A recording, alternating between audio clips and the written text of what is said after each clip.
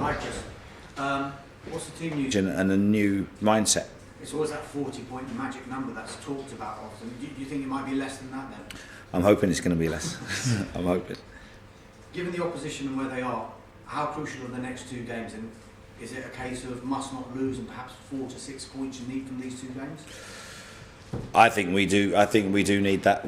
We do. You know, if we can get 4 to 6 points, that'd be brilliant. I mean, you know, like you said, it has been 5 consecutive defeats. So I think, for morale-wise, trying to get any sort of win or any sort of positive result will be good.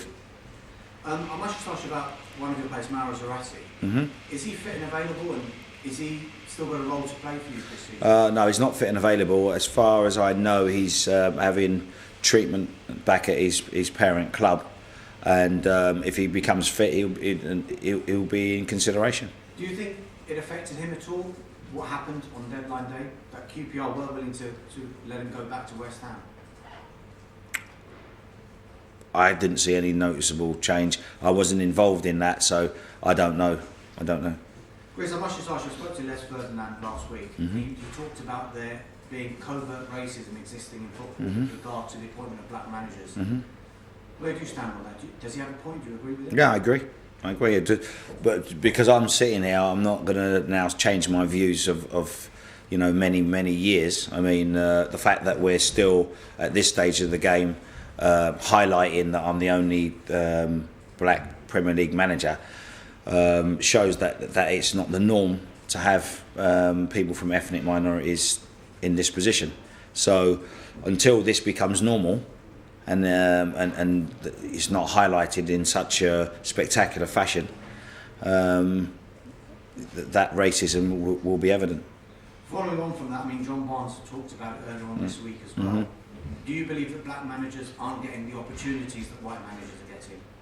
Yeah, well, it's been no secret that I've said that in the past.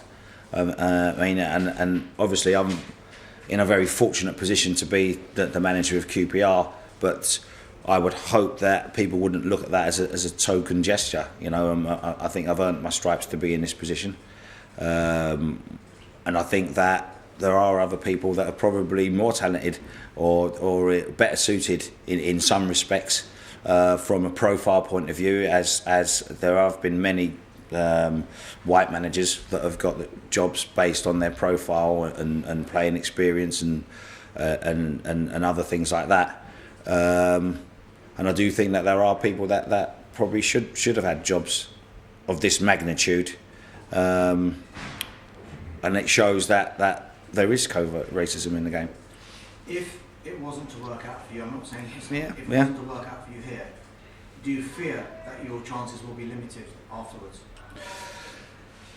I think if it doesn't work out for me here, I think that as any sort of manager, any manager of any race, I think that you're always in a position where it's going to be difficult to get another job, because when you get sacked, you don't always walk straight into another job. So I think, you know, we left Tottenham and I was 7 months out of work. So I think that's always going to be difficult as a manager. As a black man, I think it's always going to be difficult anyway. So I don't think it's going to be solely based on the fact of my ethnicity, why I get a job or why not. I think the problems that I've had in the past are still going to be there, and I think the problems of managers coming straight back into jobs are still going to be there. So it's two separate issues really, but we're going to win every game and I'm going to keep the job. So, you know. Les did mention that potentially a Rooney rule in some shape or form could work in this country.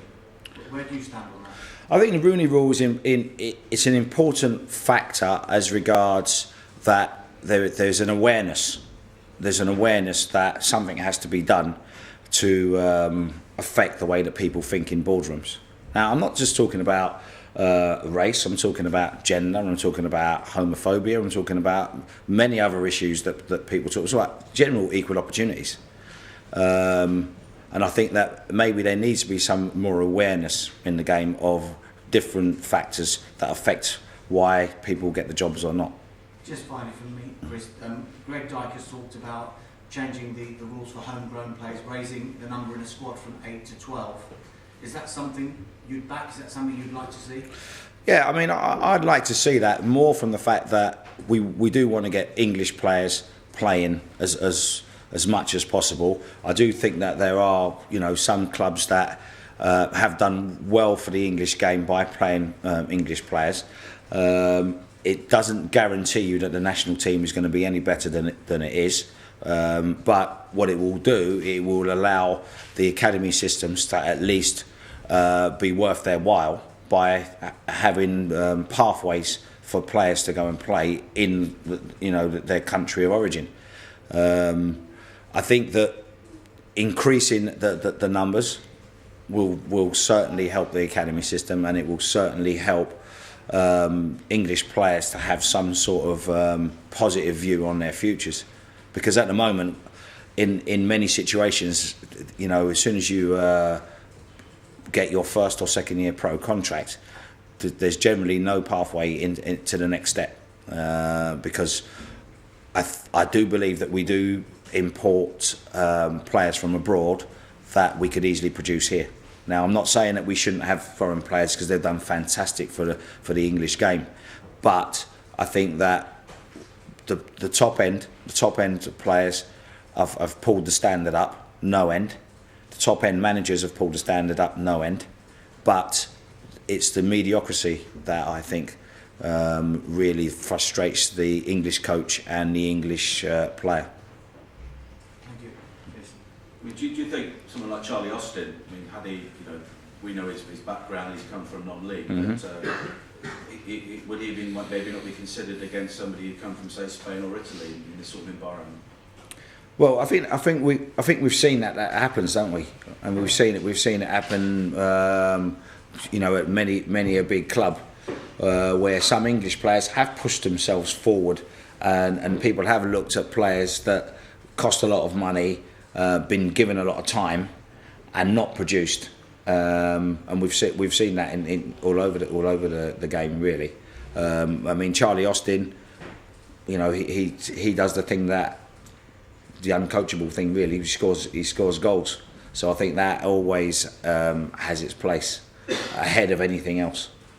Just going back to where you are at the moment, I mean, do you almost take confidence from the fact that despite the run of results you've had, you are still in touch, and if you can get a win this weekend, it can really push you back up? Yeah, we do. I mean, we were very fortunate that the weekend we played the Crystal Palace, which we didn't particularly do ourselves justice in that game.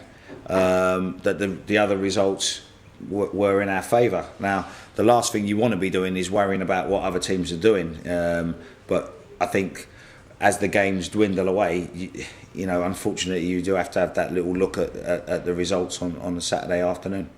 And can you look beyond these 2 games in 4 days and look at the games coming up? No, can't really do that. It'd be different if we were, at maybe 32 points. You can start planning and resting people and stuff like that. But I think at the moment you have to try to win the next game as best you can. And I believe that we've got the capacity to do it.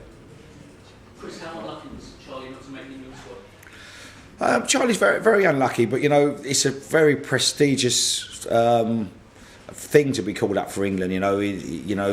As much as we see people coming in and out of the squad, there aren't many people in their life that get called up for such an honour. So I think if Charlie keeps doing what he's doing and keeps putting in the effort that he's shown this season and scoring the goals, it's only a matter of time before he gets picked. So he went on TV on Soccer a couple of days after, and he didn't seem to have any effect on him. Have you noticed anything that you spoke to him specifically about it at all? No, I haven't. I mean, obviously when there's been a lot of talk about him getting in the squad, the people have offered their condolences, but people know that he's a quality player and a quality person, and the likelihood is that at some stage he'll be called into the squad. Leroy Fair and Richard Dunn, have they managed to get anywhere back to first team fitness with the break that you've had? They've worked extremely hard, the two lads, and the medical staff have been really, really good with them. And we're hoping that, you know, within the next week to 2 weeks that, you know, one of them, maybe both of them will be ready for consideration. After Everton, you said that confidence might well be low amongst the players and themselves. You also said that it's quite difficult to raise that without getting results. Have you been able to do anything in this spare week, and have you been able to see any improvements? Well, as far as improvement is concerned, I would say that we have performed well. Like I said, in confidence, no. I mean, if you go around the place, there's no doom and gloom here at the moment, and I think that's one of the things that we've worked with the staff, everybody around, to make sure that we try and keep everything upbeat as possible. Because once you start putting the doom and gloom in, then you know it does have a major effect on the confidence. And what we want is high energy performance in these next 3 games. And then obviously make sure that we take our chances, which we didn't do against Everton, and you know, battle right till the end, because we are letting a lot of late goals in, which is, you know, really put us in this dire position. I must just ask, are you aware of the exchanges between Carl Henry and Stan Collymore on Twitter this week? Vaguely. I'm not on Twitter, so you know, I'm an old man. I don't even know what it's about really. So I'm not really on it. I heard something briefly about it, but no, I'm not aware of the ins and outs of it, so to speak. Your predecessor, Harry Redknapp, was very much the same one. He wasn't really interested in it, and understandably, well, I'm sure you've got enough on your plate. But because it plays such a big role in the game now, perhaps unfortunately, the players, I think Rio has been banned for something in the past. Do you have to become sort of more okay with it? No, I totally agree with you. You can't be in the dark ages. I totally agree. I'm aware it exists, and but I'm not on it. And the only way that I really find out about it is through gossip, really. So no, I do agree. You need to be aware of the modern technology and stuff like that. But I was only aware that there was some sort of political discrepancies between the two of them earlier in the week. Okay, turn your cameras off unless you're filming for cutaways, and if you'd like to bring your seats forward, please.